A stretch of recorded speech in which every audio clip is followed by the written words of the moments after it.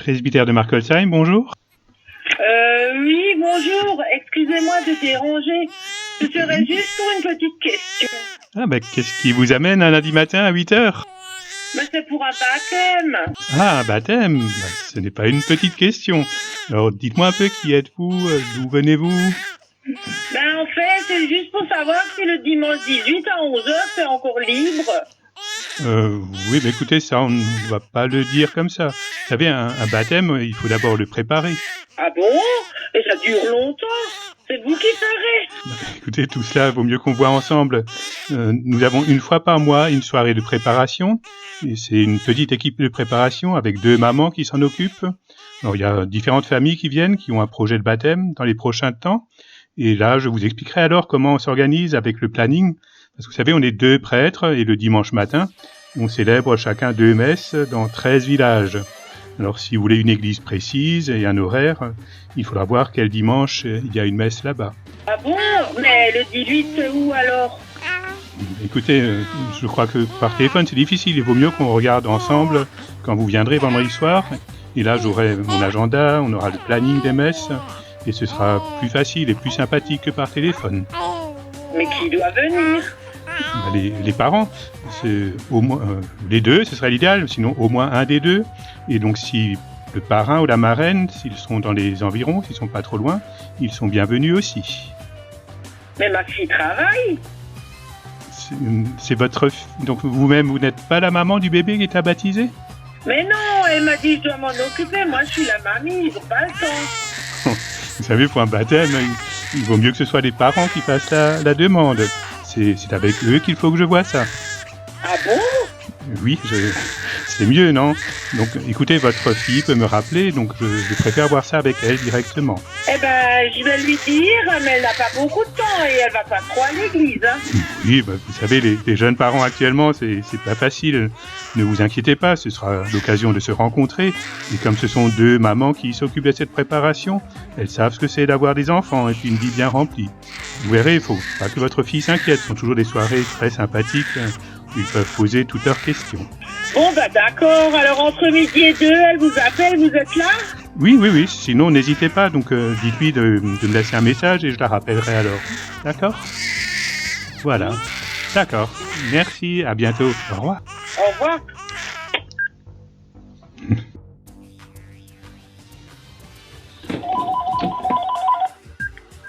Presbytère de Markolsheim, bonjour. Bonjour, c'est l'église? Oui, vous êtes au presbytère, je suis le curé. Vous, qui êtes-vous?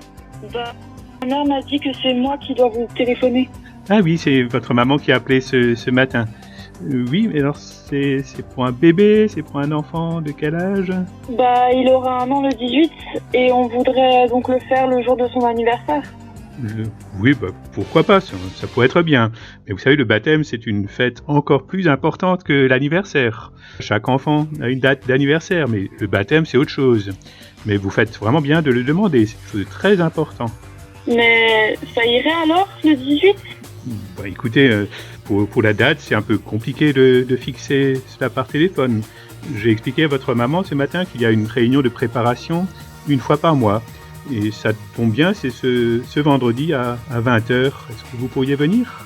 Il faut que je voie.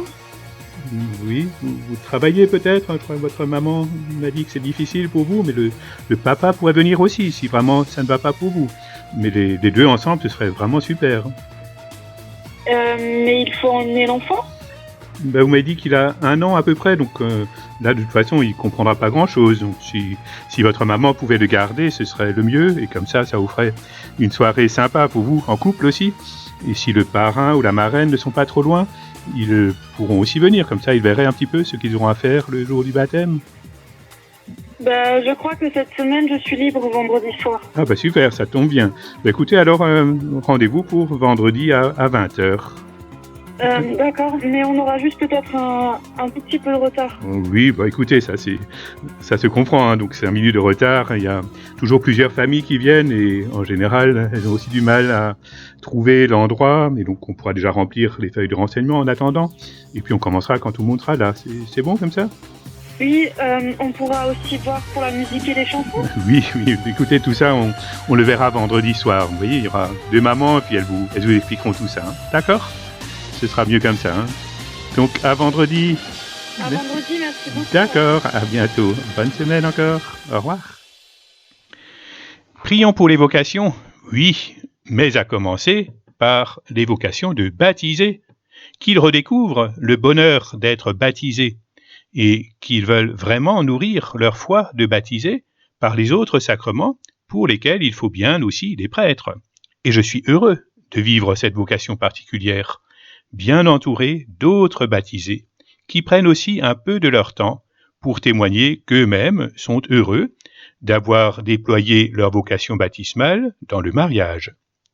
Être accueilli pour préparer un baptême par une équipe de préparation où prêtres et familles témoignent ensemble, ça donne une toute autre image de l'Église. Merci donc à Nathalie et à Florence d'avoir accepté, il y a 2 ans, de constituer, avec Père Jean-Marie et moi-même, une équipe de préparation au baptême.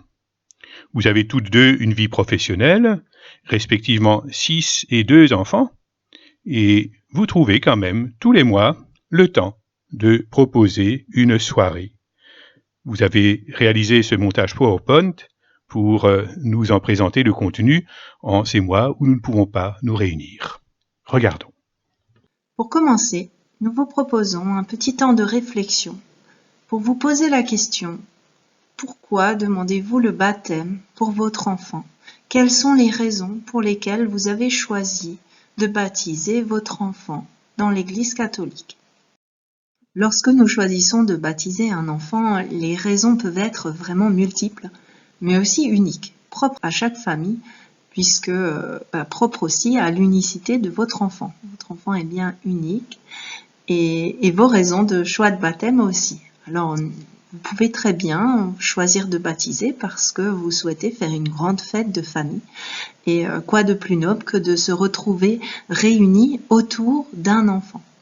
Nous pouvons aussi choisir le baptême pour qu'il suive le chemin de Jésus, qu'il suive son exemple. Nous pouvons aussi souhaiter lui transmettre des valeurs, une éducation catholique. D'autres raisons aussi invoquées, ce sont par exemple la protection du Saint-Esprit ou l'appartenance à la famille des catholiques, à une communauté de paroissiens, partager ensemble des traditions, des rituels, l'emmener à l'église comme nous l'avons été emmenés quand nous étions enfants. Le prêtre sera le premier à signer de la croix le front de l'enfant, mais la famille pourra suivre ce geste. Même les enfants qui entourent le bébé pourront aussi signer de la croix son front. En recevant le baptême, votre enfant deviendra prêtre, prophète et roi.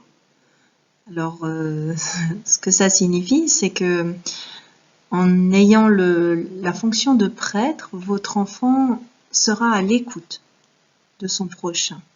En étant prophète, il va pouvoir partager la parole, parler pour le bien, partager la parole de Dieu. Et enfin, c'est ce dernier rôle de roi, c'est parce qu'il devient ainsi le fils ou la fille de Dieu. Donc, il partage la royauté. Tout au long de cette célébration de baptême, nous vous proposons aussi de la personnaliser, c'est-à-dire de rajouter des choses qui sont propres à vos envies par rapport à votre enfant. Donc, vous pouvez très bien choisir des chants ou de la musique, un parrain qui sait jouer de la trompette ou un enfant qui apportera un dessin en termes de présent. C'est à vous d'imaginer comment vous souhaitez que la célébration se déroule, de manière plus gaie qu'habituelle peut-être. Tu es devenu enfant de Dieu et frère de Jésus, alléluia. Aujourd'hui l'Esprit repose en toi et chante, alléluia. Tu rentres dans la ronde de son amour.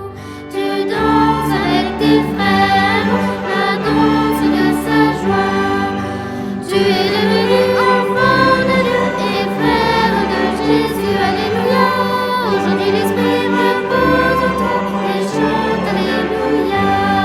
Tu portes sa lumière, lumière de sa beauté. Tu chantes ses merveilles, merveilles de son cœur. Tu es devenu enfant de Dieu et frère de Jésus, Alléluia. Oh, l'esprit repose en toi et chante Alléluia. À ce moment-là de la célébration, le parrain, la marraine, les parents et l'enfant, et les autres enfants qui souhaitent, se rassemblent autour du baptistère. Le symbole de l'eau représente la renaissance de l'enfant dans la vie chrétienne. Alors, renaissance en tant que deuxième naissance. Donc, il a eu sa première naissance en sortant de l'eau de la poche de la maman. Et là, il s'agit d'une deuxième fois où l'enfant sort de l'eau, même si bien sûr qu'il n'est pas immergé, mais il ressort cette fois-ci dans la vie chrétienne, dans sa nouvelle vie de chrétien. Et puis l'eau, bien sûr, est le symbole de comme s'il se lavait pour se purifier. Le Saint-Crème est une huile sainte appliquée par le prêtre sur le front de l'enfant. Alors, cette huile, généralement, est utilisée lors du sacrement des évêques. Donc, c'est aussi un symbole pour montrer à quel point votre enfant est important pour l'Église. Le fait de lui appliquer cette huile sainte. Alors, bien sûr, une huile, c'est fait pour nourrir, pour protéger.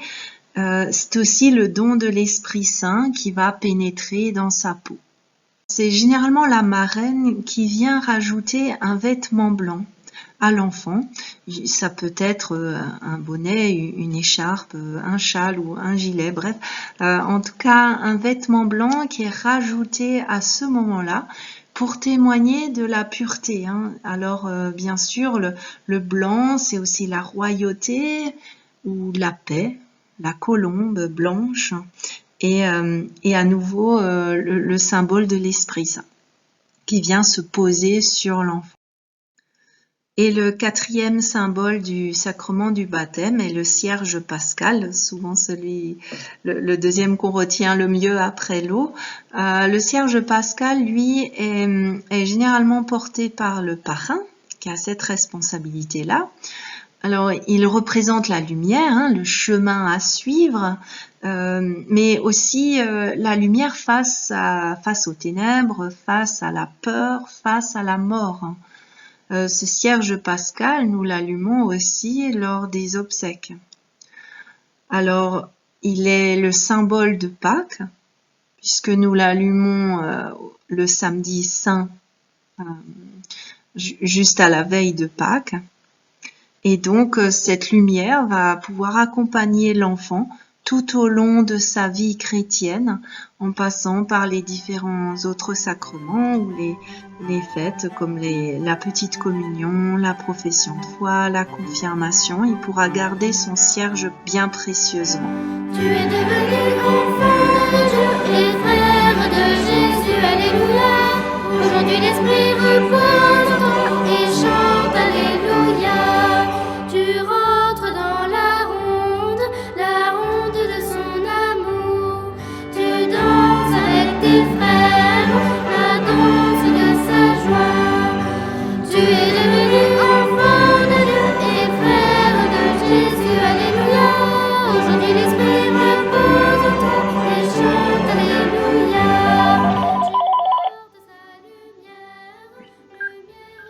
Presbytère de Markolsheim, bonjour. Oui, bonjour. C'est pour le baptême, on s'est vu à la réunion hier soir. Oui, d'accord, oui, je me souviens. Ça s'est bien passé encore avec Florence et Nathalie et les autres familles qui étaient là quand je vous ai laissé? Oui, c'était super sympa, on a appris plein de trucs. Et finalement, non, on le fera pas le 18, mais le mois prochain, comme ça, il n'y aura pas de mélange avec le D'accord, baptême. oui. D'accord, bah c'est super, je crois que vous avez pris une bonne décision comme ça, oui. Très bien. Mais j'ai juste encore une petite question. Oui. C'est pour les parrains et marraines. On a 2 parrains et 2 marraines. Ah, bah écoutez, c'est super si vous avez beaucoup d'amis, mais il faudra quand même bien choisir. Ah bon? Mais on a toujours eu 2 parrains et 2 marraines. Oui, je sais, il y a des familles où c'est un petit peu la tradition, mais même un seul parrain ou une seule marraine suffirait, hein. C'est ce qui est vraiment nécessaire, ce que l'Église demande, hein. Mais alors, vous refusez? Non, on ne va pas le dire comme ça. Ce serait quand même dommage qu'un enfant ne soit pas baptisé à cause de ça. Mais c'est vraiment à vous de me dire quel nom je dois écrire sur le registre en face de parrain. Je ne peux pas mettre 2 noms l'un sur l'autre. Donc, vous y réfléchissez bien et puis vous me direz lequel partage le mieux peut-être la foi aussi. Peut-être probablement celui qui est venu hier soir. Je pense qu'il a montré plus d'intérêt. Et pour l'autre, je pourrais quand même le mettre en dessous si vous voulez. Et pour qu'il ne soit pas frustré, il pourra même signer, parce qu'il y a une ligne témoin de baptême, c'est prévu sur les nouveaux registres. Comme ça, s'il y a un deuxième nom à mettre, c'est possible, hein. Ah bon? Pour vous qui puisse signer et pour les marraines, c'est pareil? Bah oui, c'est la même chose, hein. Donc vous choisissez une marraine, vous me dites laquelle vous choisissez, et puis s'il y a une autre personne, je peux aussi la mettre sur la ligne témoin, mais c'est à vous de bien réfléchir encore, hein. Vous me direz. D'accord, alors gardez Jacques en premier et Nadia pour la marraine. D'accord, donc Jacques, je me le note juste pour le parrain, et Nadia pour marraine. D'accord, donc écoutez, je corrige, et vous verrez, ce sera une belle fête pour toute la famille. Donc c'est dans 3 semaines, hein, si je me souviens bien. À dimanche alors, dimanche dans 3 semaines. Oui, on vous enverra aussi le livret qu'on prépare. Oui, d'accord, oui, donc pour ça on a encore le temps. D'accord, merci beaucoup et bonne suite de préparation. Merci, bonne journée, au revoir. Presbytère de Markolsheim, bonjour. Oui, bonjour, c'est encore moi. Oui. C'était juste pour vous dire, la Oui. première marraine, Nadia, Oui. c'est ma meilleure amie, mais elle est musulmane.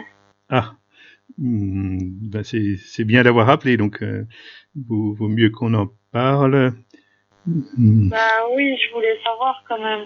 Oui, bah vous avez bien fait. Donc je crois que vous avez compris que c'est embêtant de demander à une musulmane d'avancer. Vous savez, il y aura le moment de la profession de foi baptismale, comme Florence et Nathalie vous l'ont expliqué, et il faudra que Nadia dise devant tout le monde qu'elle croit en Jésus, le Fils de Dieu.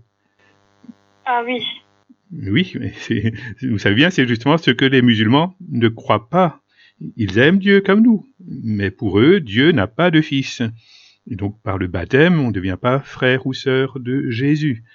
Ça, c'est vraiment... Son copain et ses parents disent toujours ça quand on en parle. Ah ben, vous voyez, donc c'est encore plus gênant. Si c'est une famille pratiquante, je crois que ce serait vraiment embêtant pour Nadia, et vous risqueriez de la mettre dans une situation très embêtante, puisque vous le demanderiez de dire le contraire de ce qu'elle croit, hein. C'est lui demander de mentir publiquement devant tout le monde. Alors, je crois que ce serait bien que vous en reparliez avec elle et que vous lui expliquiez ça, hein. Mais du coup, ça ira, vous pourrez mettre ma sœur Clotilde qui était prévue en deuxième marraine. Ah ben voilà, donc vous voyez, tout se règle. Écoutez, je crois que c'est vraiment mieux comme ça. Sinon, j'aurais pu appeler Nadia pour lui expliquer, mais vous lui direz et puis vous l'invitez. Elle sera quand même bienvenue et ce sera une très belle fête pour elle, hein. Et donc Oui, je vais lui dire, je lui dirai. D'accord, c'est super, hein. Donc je mets donc Clotilde en marraine, hein. D'accord. Oui, très bien. Ben voilà, merci d'avoir appelé, hein, c'est bien. Bonne journée, à bientôt. Bonne journée, au revoir. Merci. Au revoir. Au revoir. Presbytère de Markolsheim, bonjour. Je croyais qu'avec le confinement, après, on pourrait tout faire comme avant. Maintenant, même encore porter le masque et tout ça à l'église. Oui, je crois qu'on est malheureusement pas encore sorti de cette affaire, hein. Mais non, ma fille est dans tous les états. Je comprends, oui. Il faut encore une fois reporter le baptême. Maintenant, tout était prêt. On se réjouissait tellement. Et j'ai entendu dimanche dernier que vous avez fait un baptême à la maison. Vous croyez qu'on peut faire ça? Écoutez, si votre fille ou vous-même, si vous avez de la place à la maison, si vous pouvez préparer un bel endroit pour y prier, ou même dans le jardin s'il fait beau, ça peut être une solution dans ce moment exceptionnel, hein. Et vous savez, là où je l'ai déjà fait, les familles avaient très très bien préparé et même mieux participé que quand on est dans une église. Mais c'est quand même l'église qui est la maison de Dieu. Oui, oui, bien sûr, et j'espère bien qu'elle le restera. Mais elle doit aussi être la maison des hommes, la maison de tous, surtout des familles, des enfants, des gens comme vous, voyez. Bah oui, mon mari et moi, ça nous aurait fait plaisir de retourner une fois passer le baptême de notre premier petit-fix. Le dimanche, on a toujours autre chose. Je me souviens que notre fille, je crois que là où on l'a baptisée, c'était au fond encore là. Yo, ça a dû changer, ça fait 30 ans maintenant. 30 ans, hein. Vous ne dites rien, ah, vous avez raison. On pourrait quand même y aller de temps en temps. Ça, c'est à vous de voir. Oui. Ce serait super. Mais la maison n'est pas encore tout à fait terminée. Vous savez, ils ont construit eux-mêmes. Bah écoutez, c'est pas les premiers, donc voyez peut-être encore une fois avec elle et dites-lui donc de nouveau de m'appeler elle-même. Et pour le moment, ne lui dites rien, mais je peux vous en parler à vous si elle est d'accord. On pourra même bénir leur maison en même temps que le baptême. Et comme ça, leur maison et leur foyer, ça deviendrait ce que le pape et notre évêque, ils appellent actuellement une petite église domestique. Car c'est bien là que les enfants doivent apprendre à prier. À la maison, avec leurs parents, le papy, la mamie. Vous n'auriez à préparer qu'une belle vasque et une cruche avec de l'eau. Je la bénirai sur place. Et le cierge et le Saint-Crème, je vous l'apporte. Il n'y aura rien d'autre à faire de plus pour préparer ce baptême. Et puis vous pouvez même acheter un petit bénitier pour mettre dans la chambre des enfants, et je vous laisserai alors l'eau bénite que vous pourrez ensuite utiliser pour bénir les enfants chaque fois que vous viendrez, pour leur apprendre à faire le signe de croix, à prier Notre Père, et comme ça quand ils viendront à l'église un dimanche, ils s'y sentiront comme chez eux, comme à la maison. Et les autres paroissiens seront tout contents de vous connaître et de voir une nouvelle famille dans leur église. C'est vrai, j'avais pas vu ça comme ça.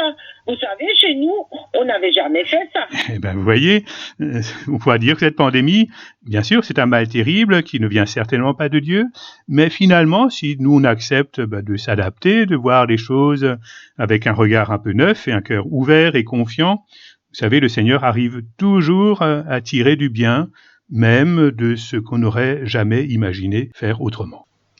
Bon, écoutez, j'appelle tout de suite ma fille pour qu'elle vous téléphone. Vous êtes là entre midi et 2. Oui, qu'elle appelle, et si jamais je ne suis pas là, elle peut me laisser un message, et je la rappelle. Vous savez, en ce moment, il y a vraiment plein de monde qui appelle, qui se pose un tas de questions, et qui cherche ce qu'on peut faire de notre vie, mais on trouve toujours des solutions, et vous allez voir, c'est super. D'accord ? D'accord. Ok, donc à bientôt. Bonne journée à vous, et à bientôt. Au revoir, madame, merci. Merci.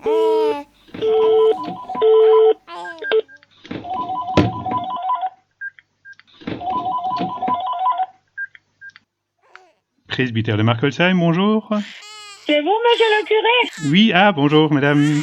Oui, c'est... Écoutez, je voulais encore vous dire quelque chose, mais vous dites rien à personne, Oula, qu'est-ce que vous allez m'annoncer? Encore un baptême, un mariage? Qu'est-ce que ça pourrait être? J'ose presque pas vous le dire, mais vous savez, Jacques, le parrain, c'est mon autre fils. Oui, J'ai 2 enfants qui ont 9 et 14 ans, lui, il n'a jamais voulu les baptiser. Ah, bon. Ils ont commencé à parler du mariage. Celui qui a 14 ans a demandé à son père, papa, et pourquoi nous, on n'avait jamais eu le droit d'être baptisés? Ah, bah oui, voyez. Vous auriez dû voir comme il était gêné, il savait même pas quoi répondre. Oui, je comprends, ça doit être difficile pour un papa, mais c'est déjà arrivé pour d'autres familles. Donc, pour d'autres petits-enfants, pour vous, une mamie qui a un petit peu de mal à vivre ça. Mais on peut toujours trouver une solution. Mais là aussi, il faut que ce soit eux-mêmes ou leur père qui prennent contact avec moi.